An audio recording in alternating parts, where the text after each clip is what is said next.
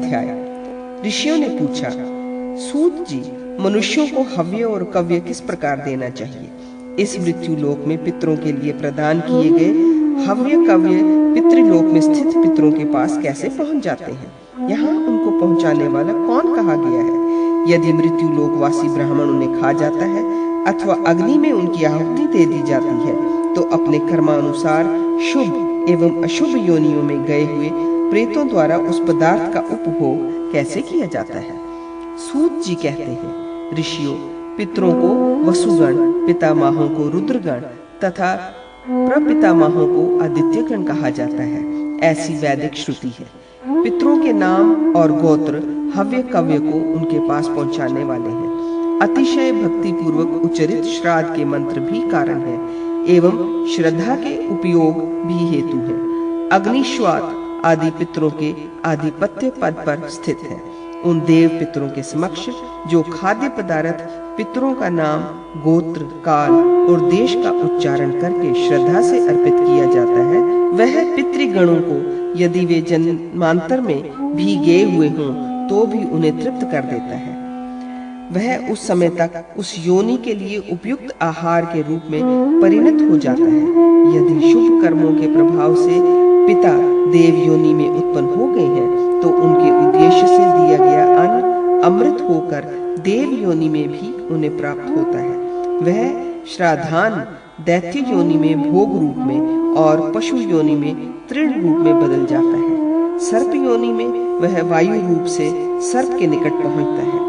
यक्ष योनि में वह पीने वाले पदार्थ तथा राक्षस योनि में मांस हो जाता है। दानव योनि में माया रूप में, प्रेत योनि में रुधिर और जल के रूप में तथा मानव योनि में नाना प्रकार के भोग रसों से युक्त अन्न पान आदि के रूप में परिवर्तित हो जाता है। रमण करने की शक्ति, सुंदरी स्त्रियां, भोजन करने के पदार्थ, भोजन पचाने की शक्ति, प्रचुर संपत्ति के लिए साथ साथ दान देने की निष्ठा, सुंदर रूप और स्वास्थ्य, ये सभी श्रद्धा रूपी वृक्ष के पुष्प बतलाए गए हैं और ब्रह्म प्राप्ति उसका फल है।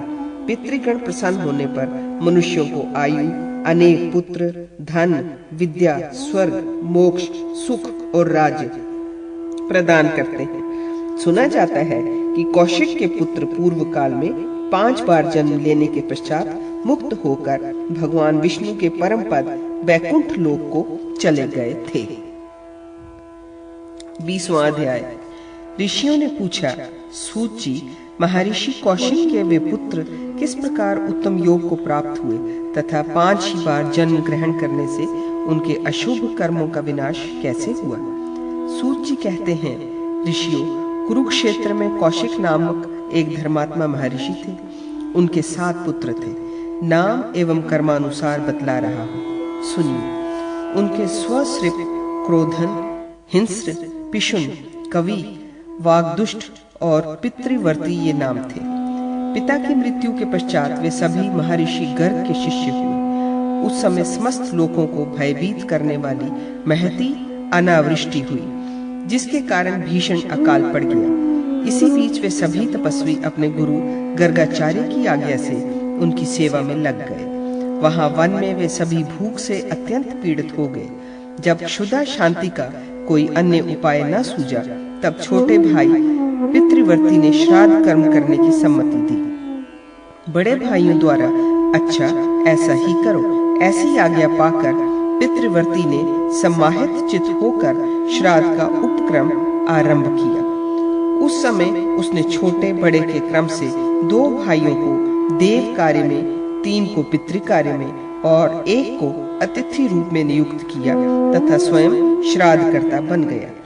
इस प्रकार पितृपरायण पितृवर्ती ने पितरों का स्मरण करते हुए मंत्रोच्चारण पूर्वक श्राद्ध कार्य संपन्न किया। काल क्रमानुसार मृत्यु के उपरांत श्राद्ध द्वैगुण्य रूप कर्म दोष से वे सभी दाशपुर नामक नगर में बहेलिया होकर उत्पन्न हुए, किंतु पितृस्नेह से भावित होने के कारण उन्हें पूर्व जन्म के वृत्तांतों का स्मरण बना रहा।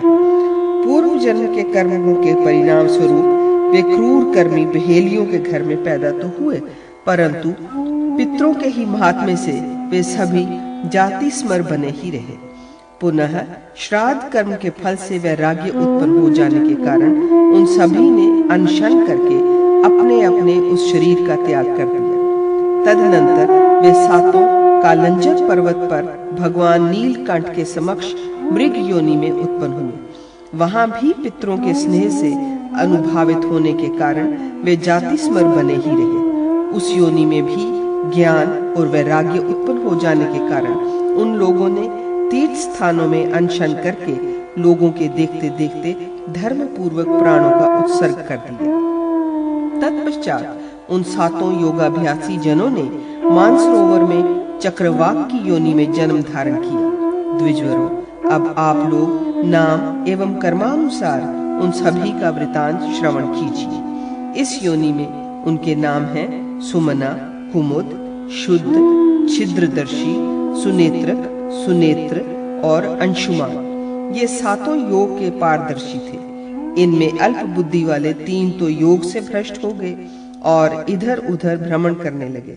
उसी समय एक पांचाल वंशी नरेश, जो महान बल और पराक्रम से संपन्न था तथा जिसके पास अधिक से अधिक सेना और वाहन थे, अपने क्रीड़ोद्यान में स्त्रियों के साथ अनेक विधि हाव भाव से क्रीड़ा कर रहा था।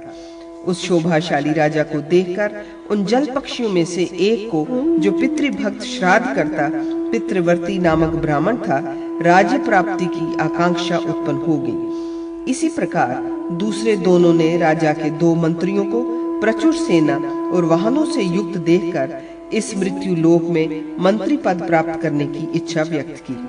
द्विजवरों, उनमें जो 4 निष्काम थे वे सभी श्रेष्ठ ब्राह्मण कुल में पैदा हुए।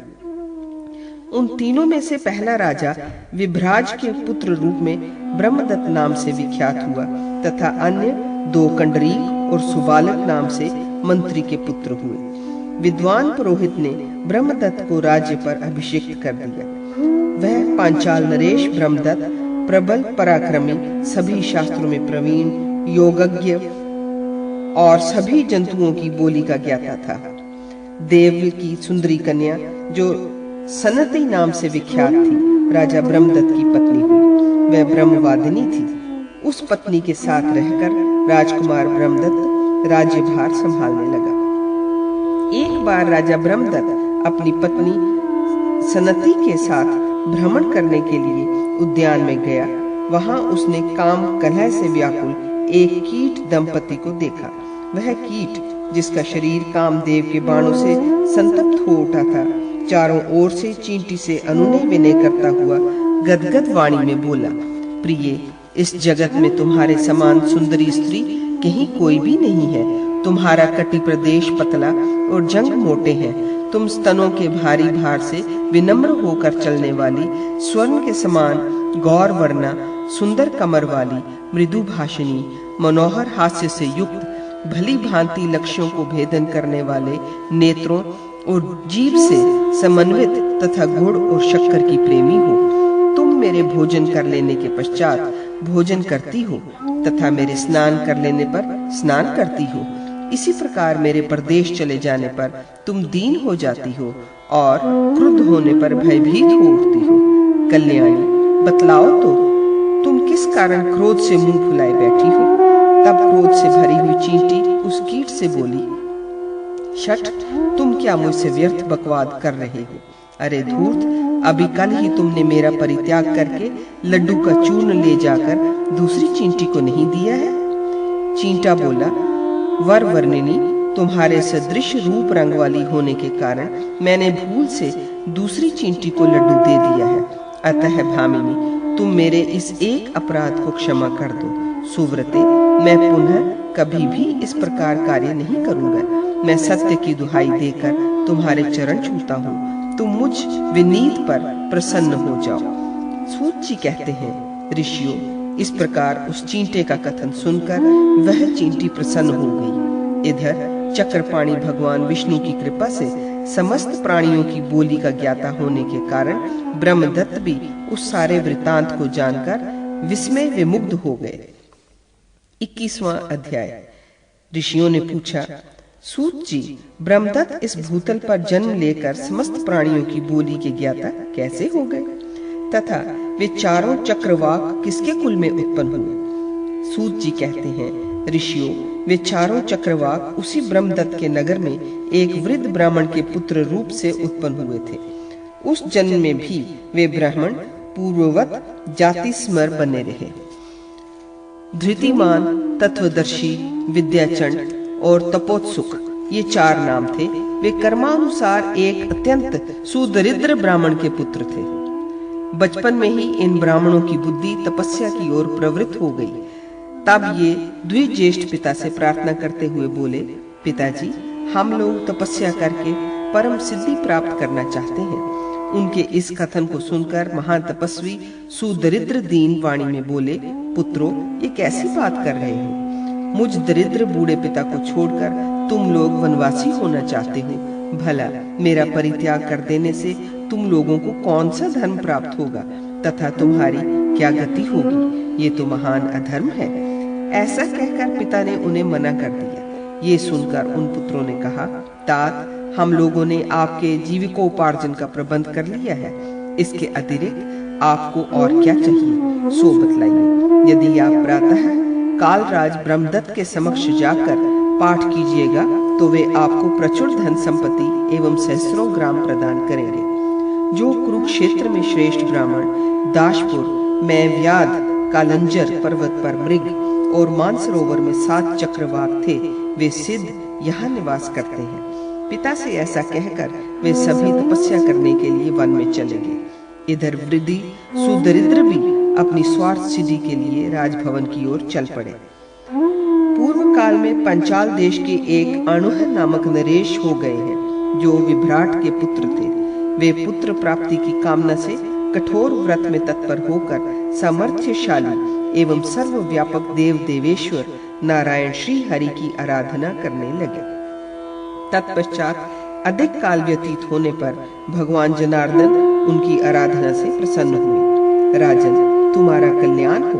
अब तुम अपना मनोभिलाषित वरदान मांग लो।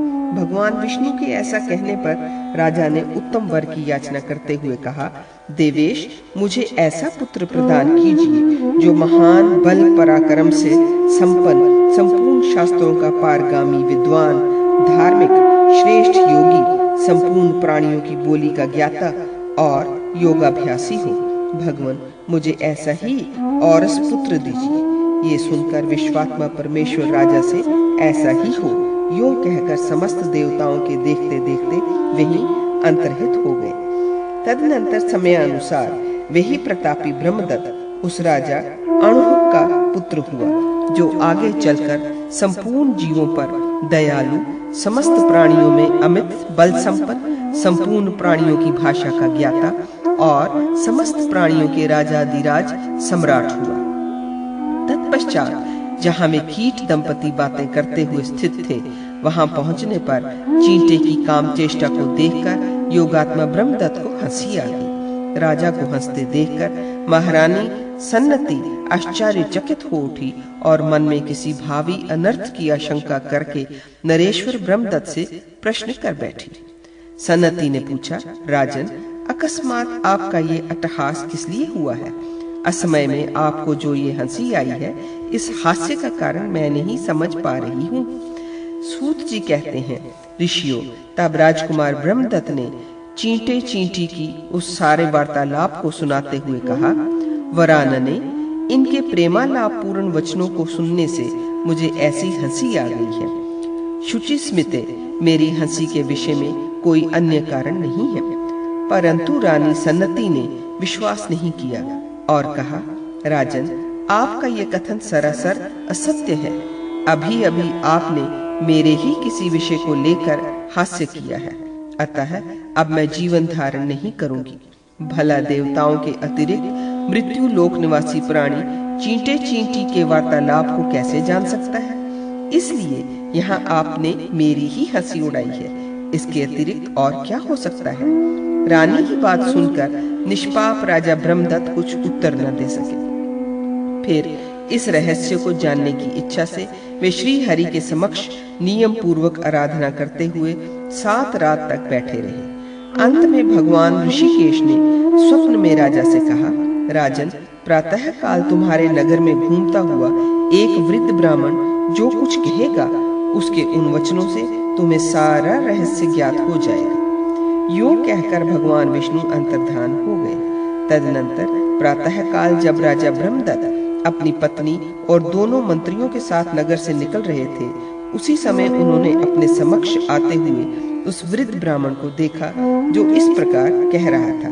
ब्राह्मण कह रहा था, जो कुरुक्षेत्र में श्रेष्ठ ब्राह्मण के रूप में, दाशपुर में व्याध के रूप में, कालंजर पर्वत पर मृग योनि में और मानसरोवर में 7 चक्रवाक के रूप में उत्पन्न हुए थे, वे ही सिद्ध यहाँ निवास कर रहे हैं।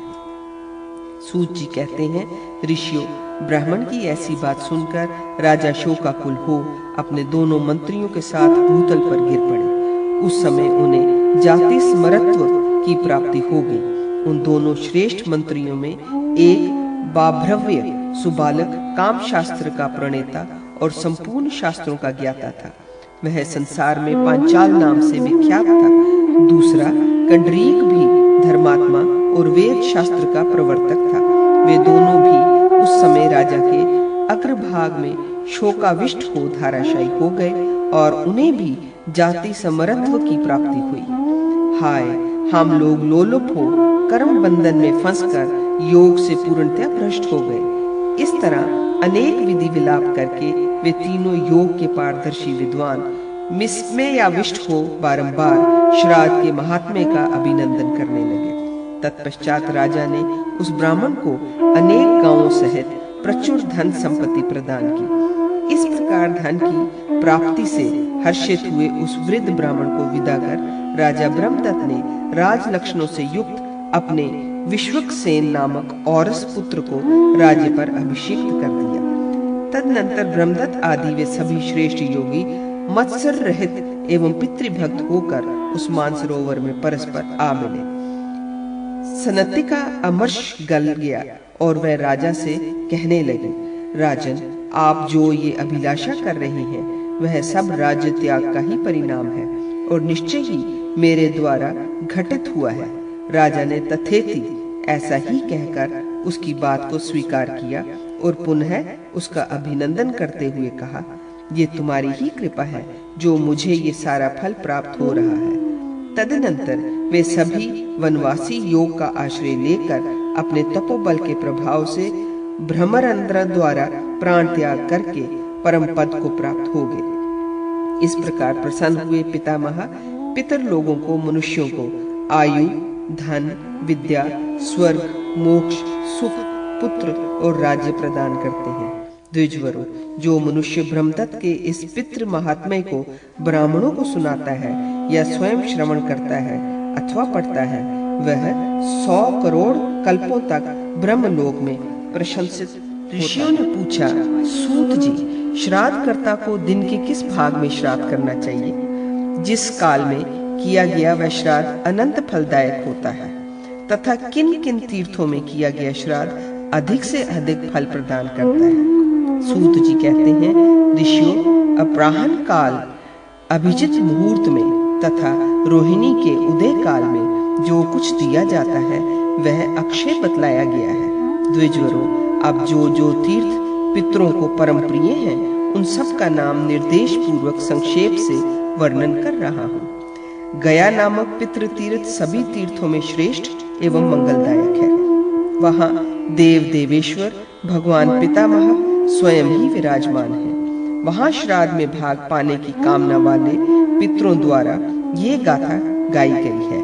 मनुष्यों को अनेक पुत्रों की अभिलाषा करनी चाहिए, क्योंकि उनमें से यदि एक भी पुत्र गया की यात्रा करेगा अथवा अश्वमेध यज्ञ का अनुष्ठान कर देगा या नील वृक्ष का उत्सर्ग कर देगा, उसी प्रकार पुण्यप्रदा वाराणसी नगरी सदा पितरों की प्रिय है, जहाँ अविमुक्त के निकट किया गया श्राद्ध भुक्ति एवं मुक्ति रूप फल प्रदान करता है। उसी प्रकार पुण्यप्रद विमलेश्वर तीर्थ भी पितरों के लिए परम प्रिय है। पितृतीर्थ प्रयाग संपूर्ण मनोवांछित फलों को प्रदाता है। वहाँ महादेव समेत भगवान वटेश्वर तथा उसी प्रकार योग निद्रा में शयन करते हुए भगवान केशव सदा निवास करते हैं। पुण्यमय दशाश्वमेधिक तीर्थ गंगा द्वार, नंदा, ललिता तथा मंगलमयी मायापुरी, ये सभी तीर्थ भी उसी प्रकार पितरों को प्रिय है। मित्र पद भी श्रेष्ठ है। उत्तम केदार तीर्थ और सर्व तीर्थ में एवं मंगलप्रद गंगा सागर तीर्थ को भी पितृ प्रिय कहा गया है। उसी तरह शतद्रु नदी के जल के अंतर्गत कुंड में स्थित ब्रह्मसर तीर्थ भी श्रेष्ठ है। नैमिषारण्य संपूर्ण तीर्थों का एकत्र फल प्रदान करने वाला है। ये पितरों को प्रिय है। यही गोमती नदी में गंगा का सनातन स्रोत प्रकट हुआ है। यहाँ त्रिशूलधारी महादेव और सनातन यज्ञ वराह विराजते हैं। यहाँ अष्टादश भुजाधारी शंकर की प्रतिमा है। यहाँ का कांचन द्वार प्रसिद्ध है। यहाँ पूर्व काल में भगवान विष्णु द्वारा दिए गए धर्म चक्र की नेमी शीर्ण होकर गिरी थी। यह संपूर्ण तीर्थों द्वारा निषेवित नैमिषारण्य नामक तीर्थ है। यहाँ देवाधिदेव भगवान वाराह भी दर्शन देते हैं। जो वहाँ की यात्रा करता है वह पवित्र आत्मा होकर नारायण पद को प्राप्त कर लेता है। इसी प्रकार संपूर्ण पापों का विनाशक एवं महान पुण्यशाली कृत शौच नामक तीर्थ है, जहाँ भगवान जनार्दन नृसिंह रूप से विराजमान रहते हैं। तीर्थ भूता इक्षुमती पितरों को सदा प्रिय है। गंगा जी के संगम पर पितृलोक सदा निवास करते हैं। संपूर्ण तीर्थों से युक्त कुरुक्षेत्र नामक महान पुण्यप्रद तीर्थ है। इसी प्रकार समस्त देवताओं द्वारा नमस्कृत पुण्य सलिला सरयू पितृतीर्थों की अधिवासिनी रूपा इरावती नदी, यमुना, देविका, काली, चंद्रभागा, दृष्टवती, पुण्योत्या वेणुमती नदी तथा सर्वश्रेष्ठा वेत्रवती, ये नदियां पितरों को परम प्रिय है। इसलिए श्राद्ध के विषय में करोड़ों गुना फलदायिनी मानी गई है। द्विजवरो जम्बू मार्ग नामक तीर्थ महान पुण्यदायक एवं संपूर्ण मनोअभिलाषित फलों का प्रदाता है। यह पितरों का प्रिय तीर्थ है। वहां से पितृलोक जाने का मार्ग अभी भी दिखाई पड़ता है। नीलकुंड तीर्थ भी पितृ तीर्थ रूप से विख्यात है। इसी प्रकार पुण्यप्रद रुद्रसर, मानसर, मंदाकिनी, अछोदा, विपाशा, सरस्वती, पूर्व मित्रपद, महान फलदायक वैद्यनाथ, क्षिप्रा नदी, महाकाल, मंगलमय कालंजर, वंशोद्भेद, हरोद्भेद, महान फलप्रद, गंगोद्भेद, भद्रेश्वर, विष्णुपद और नर्मदा द्वार, ये सभी पितृप्रिय तीर्थ हैं। इन तीर्थों में श्राद्ध करने से गया तीर्थ में पिंड प्रदान के तुल्य ही फल प्राप्त होता है, ऐसा महर्षियों ने कहा है। ये सभी पितृतीर्थ जब स्मरण मात्र कर लेने से लोगों के संपूर्ण पापों को नष्ट करते हैं, तब श्राद्ध करने वाले मनुष्यों के पाप नाश की तो बात ही क्या है। इसी तरह ओंकार पितृतीर्थ, कावेरी, कपिलोदका, चंडवेगा और नर्मदा का संगम तथा अमरकंटक, इन पितृ तीर्थों में स्नान आदि करने से कुरुक्षेत्र में 100 गुने अधिक फल की प्राप्ति होती है। शुक्र तीर्थ भी पितृ तीर्थ रूप से विख्यात है तथा सर्वोत्तम सोमेश्वर तीर्थ स्नान, श्राद्ध, दान, हवन तथा स्वाध्याय करने पर समस्त व्याधियों का विनाशक, पुण्य प्रदाता और 100 करोड़ गुना फल से भी अधिक फलदायी है। कायावरोहण नामक तीर्थ, चर्मवती नदी, गोमती, वरुणा, उसी प्रकार औशनस नामक उत्तम तीर्थ, भैरव, भृगुतुंग, सर्वश्रेष्ठ गौरी तीर्थ, वैनायक नामक तीर्थ, उसके बाद भद्रेश्वर तीर्थ तथा पापहर नामक तीर्थ, पुण्य सलिला तपती नदी, मूल तापी, पयोषणी तथा पयोषणी संगम, महाबोधि, पाटला, नाग तीर्थ, अवंतिका तथा पुण्योत्या वेणा नदी, महाशाल, महारुद्र, महालिंग और मंगलमयी दर्शाना नदी तो अत्यंत ही शुभ है। शतरुद्रा, शताह्य तथा श्रेष्ठ विश्वपद, अंगार वाहिका, उसी प्रकार शोण और घरघर नामक 2 नद, पुण्य जला कालिका नदी तथा वितस्ता नदी, ये पितृ तीर्थ स्नान और दान के लिए प्रशस्त माने गए हैं। इनमें जो श्राद्ध आदि कर्म किया जाता है वह अनंत फलदायक कहा गया है। द्रोणी, वाट नदी, धारा नदी, क्षीर नदी, गोकर्ण, गजकर्ण, पुरुषोत्तम क्षेत्र, द्वारका, कृष्ण तीर्थ तथा अर्बुदगिरी, सरस्वती, मणिमती नदी, गिरी कीर्णिका, धूत पाप तीर्थ तथा दक्षिण समुद्र, इन पितृ तीर्थों में किया गया श्राद्ध अनंत फलदायक होता है। इसके पश्चात मेघंकर नामक तीर्थ, जिसकी मेखला में शारंग धनुष धारण करने वाले स्वयं जनार्दन भगवान विष्णु स्थित हैं। इसी प्रकार मंदोदरी तीर्थ तथा मंगलमयी चंपा नदी, सामलनाथ, महाशाल नदी, चक्रवाक, चर्मकोट, महान तीर्थ जन्मेश्वर, अर्जुन, त्रिपुर, इसके बाद सिद्धेश्वर, श्रीशैल, शंकर तीर्थ, इसके पश्चात नरसिंह तीर्थ, महेंद्र तथा पुण्यप्रद श्रीरंग नामक तीर्थ है।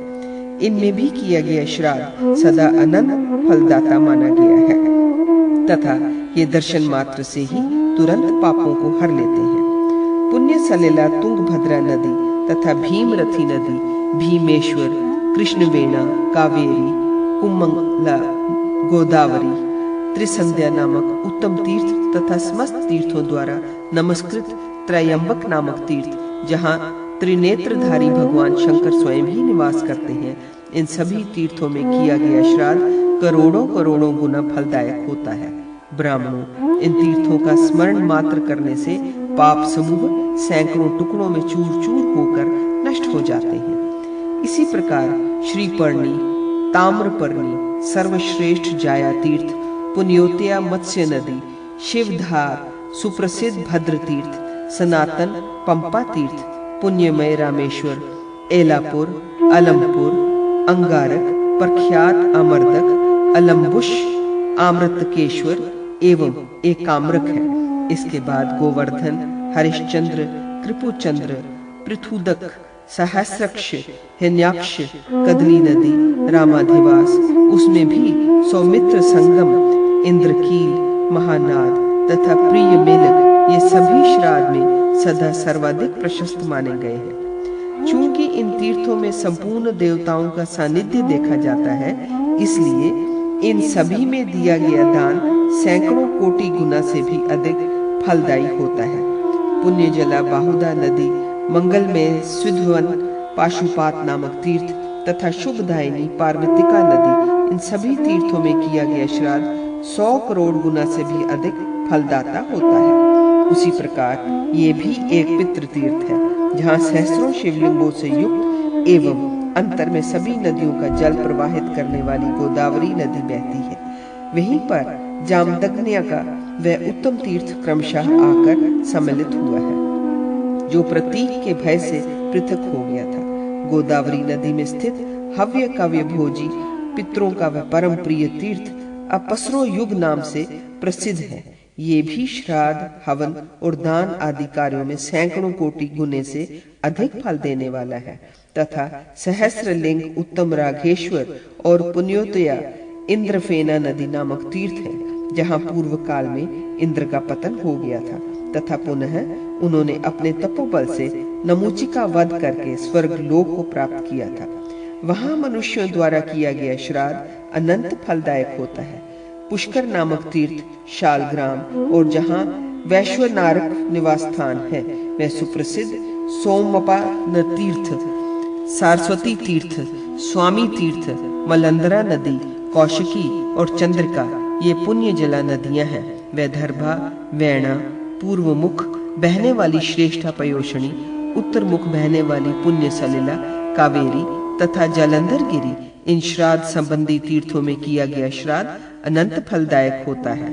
उसी प्रकार लोहदंड तीर्थ, चित्रकूट, विंध्य योग गंगा नदी का मंगलमय तट, कुब्जाम्र तीर्थ, उर्वशी कुलीन, संसार मोचन तीर्थ तथा ऋण मोचन, इन पितृ तीर्थों में श्राद्ध का फल अनंत हो जाता है। अटहास तीर्थ, गौतमेश्वर, वशिष्ठ तीर्थ, उसके बाद हारित तीर्थ, ब्रह्मावर्त, कुशावर्त, हय तीर्थ, प्रख्यात पिंडारक, शंखोद्वार, घंटेश्वर, बिल्वक, नील पर्वत, धरणी तीर्थ, राम तीर्थ तथा अश्व तीर्थ, ये सभी श्राद्ध एवं दान के लिए अनंत फलदायक रूप से विख्यात है।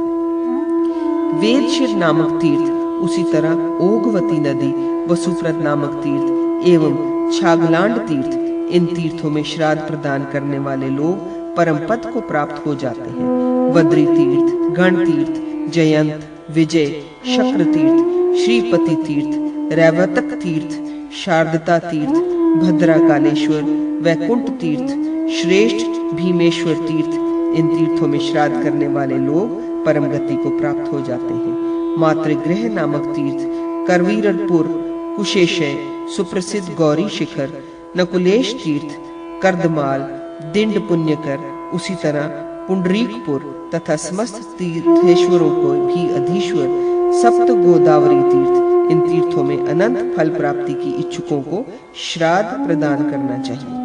इस प्रकार मैंने तीर्थों के इस संग्रह का संक्षेप में वर्णन किया। वैसे इनका विस्तृत वर्णन करने में तो बृहस्पति भी समर्थ नहीं है, फिर मनुष्य की तो गणना ही क्या है। सत्य तीर्थ, दया तीर्थ तथा इंद्रिय निग्रह तीर्थ, ये सभी वर्णाश्रम धर्म मानने वालों में घर में तीर्थ रूप से बतलाए गए हैं। चूंकि इन तीर्थों में जो श्राद्ध किया जाता है वह कोटि गुना फलदायक होता है, अतः पर्यटन पूर्वक तीर्थों में श्राद्ध कार्य संपन्न करना चाहिए। प्रातः काल 3 मुहूर्त तक का काल संगव कहलाता है, उसके बाद 3 मुहूर्त तक का काल मध्याह्न और उसके बाद उतने ही समय तक का अपराह्न है।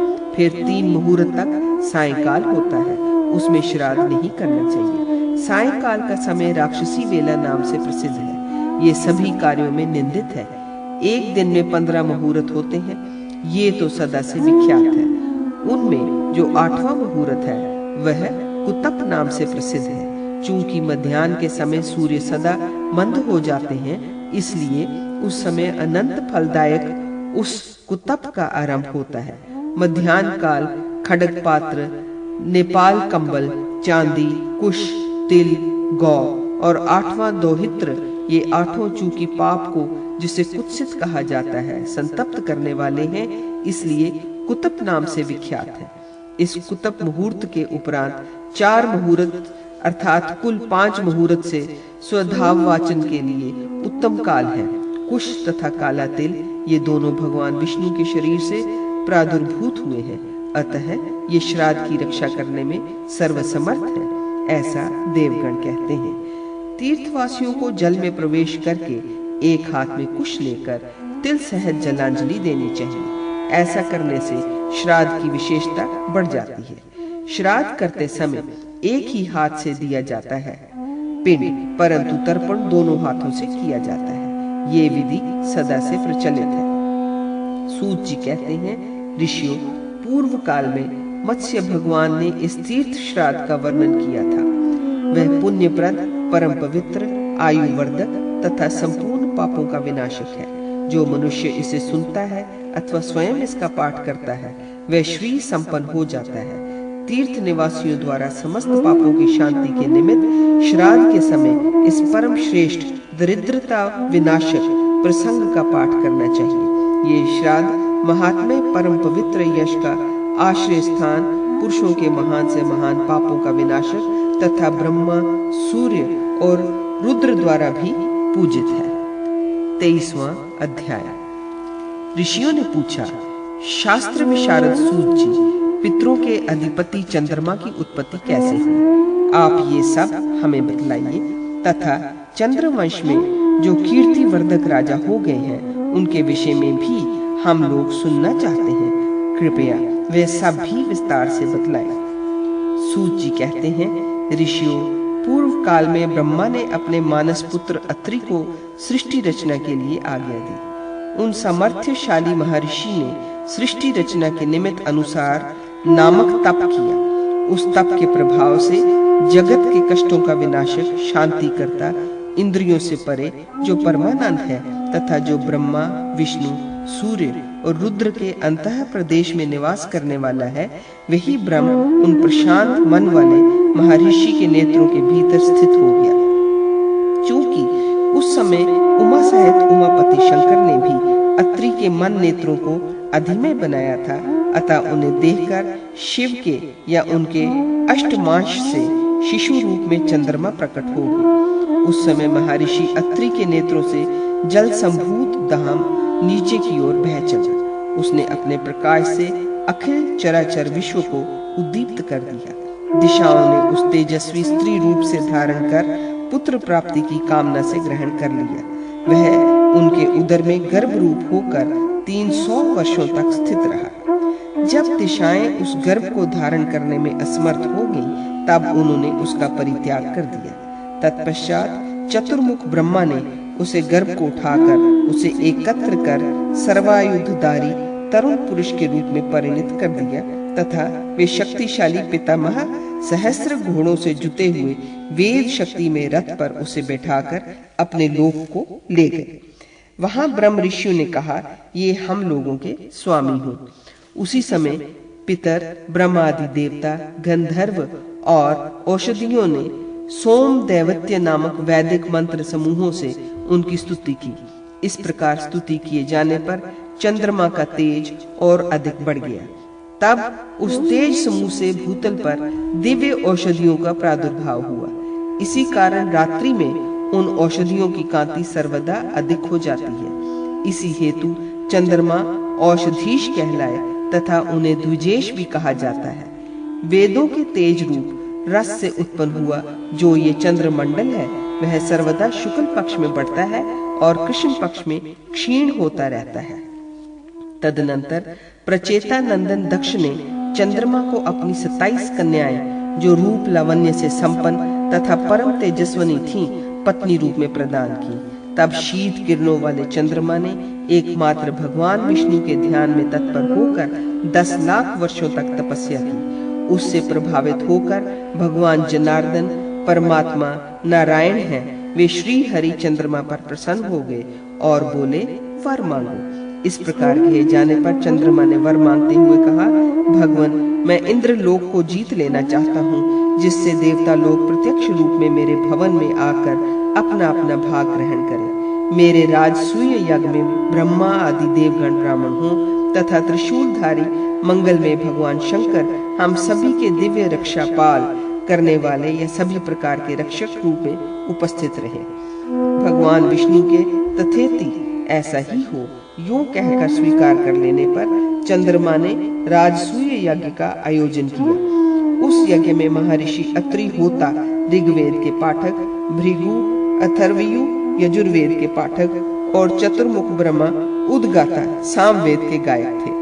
स्वयं श्री हरि ने उस यज्ञ का उपद्रष्टा होकर ब्रह्म अथर्ववेद का पाठक का पद ग्रहण किया। उस राजसूय यज्ञ में सनक आदि सदस्य और 10 विश्व देव चमसाधर्व्यु यज्ञ में सोमरस पीने वाले बने, ऐसा सुना जाता है।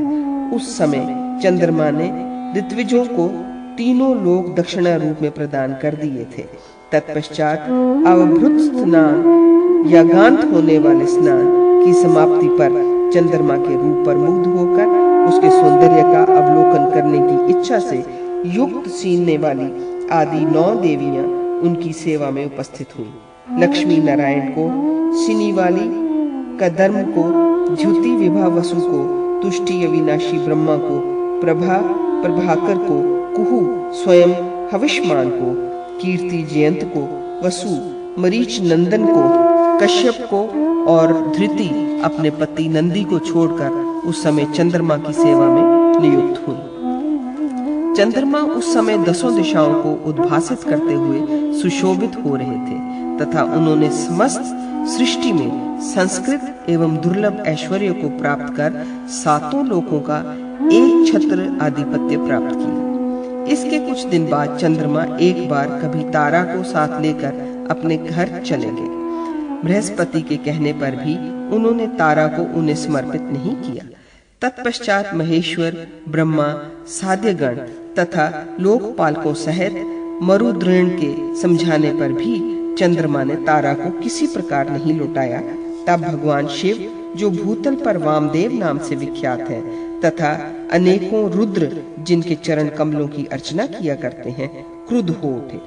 तदनंतर त्रिपुरासुर के शत्रु एवं पिनाक धारण करने वाले भगवान शंकर बृहस्पति के प्रति स्नेह के वशीभूत हो शिष्यों के साथ आजगव नामक धनुष लेकर चंद्रमा के साथ युद्ध करने के लिए प्रस्थित हुए। उस समय उनका मुख विशेष रूप से उद्दीप्त हुए तृतीय नेत्र की अग्नि से बड़ा भयानक दिख रहा था। उनके साथ भूतेश्वरों और सिद्धों का समुदाय भी था तथा शस्त्रास्त्र से सुसज्जित गणेश आदि 84 गण भी साथ ही रवाना हुए। उसी प्रकार यक्षराज कुबेर ने भी अनेकों शतकोटि सेनाओं के साथ साथ रथारूढ़ 1 पद्म वेताल, 1 अरब यक्ष, 3 लाख नाग और 12 लाख किन्नरों को साथ लेकर शिव जी का अनुसरण किया। उधर चंद्रमा भी क्रोधाविष्ट हो नक्षत्रों, दैत्यों और असुरों की सेनाओं के साथ शनैश्वर और मंगल के सहयोग के कारण उद्दीप्त तेज से संपन्न हो रणभूमि में आ डटे।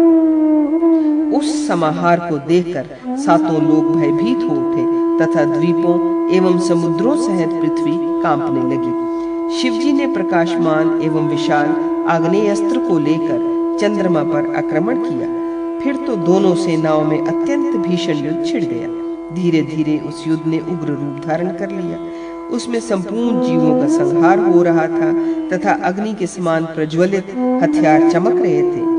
इस प्रकार एक दूसरे के प्रति अत्यंत तीखे शस्त्रों के प्रहार से दोनों सेनाएं समग्र रूप से नष्ट होने लगी। उस समय ऐसे जाज्वल्यमान शस्त्रों की वर्षा हो रही थी जो स्वर्ग लोक, भूतल और पाताल लोक को भस्म कर डालते थे। ये देख रुद्र ने क्रुद्ध होकर ब्रह्मशीर्ष नामक अस्त्र चलाया। तब चंद्रमा ने भी अपने अचूक लक्ष्य वाले सोमास्त्र का प्रयोग किया। उन दोनों अस्त्रों के टकराने से समुद्र, भूमि और अंतरिक्ष आदि सभी भय से कांप उठे। इस प्रकार उन दोनों अस्त्रों को जगत का विनाश करने के लिए बढ़ता हुआ देखकर देवताओं के साथ ब्रह्मा ने उनके भीतर प्रवेश करके किसी किसी प्रकार से उनका निवारण किया। सोम, तुमने अकारण ही ऐसा कार्य क्यों किया? ये तो लोगों का विनाशक है। सोम, क्योंकि तुमने दूसरे की स्त्री का अपहरण करने के लिए इतना भयंकर युद्ध किया है, इसलिए शांत स्वरूप होने पर भी तुम शुक्ल पक्ष के अंत में अर्थात कृष्ण पक्ष में निश्चय ही जनता में पाप ग्रह के रूप में प्रसिद्ध होगे। तुम बृहस्पति की इस भार्या को उन्हें समर्पित कर दो। दूसरे का धन लेकर उसे लौटा देने में अपमान नहीं होता। सूत जी कहते हैं, ऋषियों, तब चंद्रमा ने तथेति ऐसा ही हो यूं कहकर ब्रह्मा की आज्ञा स्वीकार कर ली और वे शांत होकर युद्ध से हट गए। इधर बृहस्पति भी अपनी पत्नी तारा को ग्रहण करके शिव जी के साथ प्रसन्नता पूर्वक अपने घर को चले गए।